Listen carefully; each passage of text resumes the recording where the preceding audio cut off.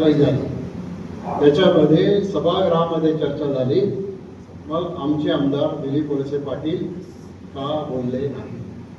त्यांना कदाचित माहीत नसेल, मंगळवार दिनांक 7 तारखेला विधानसभेमध्ये या विषयाची चर्चा आमदार योगेश टिळेकर यांनी केली. मी काही विधान परिषदेचा सदस्य नाही, त्यामुळं मी विधान परिषदेत जाऊन तिथं चर्चेत भाग घेऊ शकत नाही. आणि दुसरं, विधानसभेमध्ये सुरेश धस आणि जितेंद्र आव्हाड यांनी अंतिम आठवडा जो प्रस्ताव असतो त्या आठवड्यावर त्याच्यामध्ये त्यांनी चर्चा केली. आणि त्या दिवशी मी आपल्या आदिवासी भागामध्ये त्या सगळ्या ज्या घटना घडलेल्या आहेत त्याची पाहणी करण्यासाठी मी इथं आलेलो होतो. आणि म्हणून तो दौरा पूर्ण आपण केला. आणि नुसताच दौरा म्हणजे मी पर्यटनासाठी नव्हतो गेलो. मी वर्षा पर्यटनाला काही काही लोक जातात, रील काढतात आणि कैवारी म्हणून त्या ठिकाणी स्वतःला मानून घेतात. माझी काही हरकत नाही.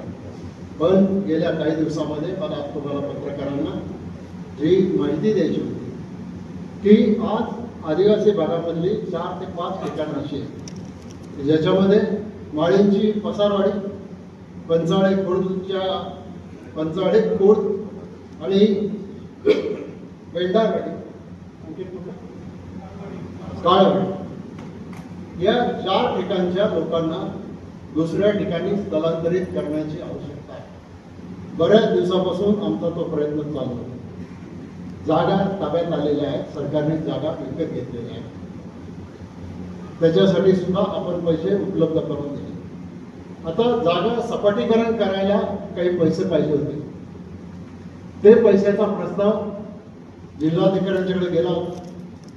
मी तिथूनच आदिवासी भागामधून जिल्हाधिकाऱ्यांना फोन केला, सांगितलं ही मोठी आपत्ती आपल्यावर भविष्यात कदाचित येऊ शकते, आज आपल्याला निर्णय करायला पाहिजे. मी जिल्हाधिकाऱ्यांचे आभार मानेन की त्यांनी दुसऱ्याच दिवशी जवळपास 3 कोटी रुपये, त्याच्यामधले काही कटछट जाऊन 2,98,00,000 रुपये दिले.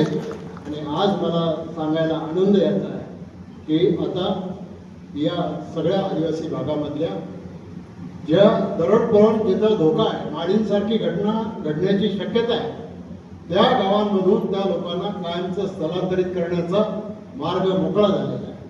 आता तिथं 300 घरं बांधावी लागणार आपल्याला. टोटल 300 घरं बांधत असताना साधारणतः एका घराला 4 कोटी रुपये जर म्हटलं, 4 लाख रुपये जर म्हटलं, माफ करा, तर 12 कोटी रुपये त्याच्यासाठी लागणार. आदिवासी प्रकल्पामधून आपण 1,70,000 रुपये देणार. 30,000 रुपये मूळ घर बांधकाने द्यायचे आणि उरलेले त्याच्यामध्ये हे 2 लाख रुपये असे जमा झाल्याच्या नंतर 2 लाख रुपये आपल्याला CSRच्या माध्यमातून गोळा करावे लागणार. मानसिंगराव, याचा खर्च येतो टोटल 12 कोटी. 12 कोटीमधल्या 6 कोटी रुपये उभं करण्याची जबाबदारी सरकारच्या माध्यमातून होईल आणि उरलेले 6 कोटी आपल्याला CSR मधून उभं करण्याचं मी आश्वासन दिलेलं आहे आणि ते पुरं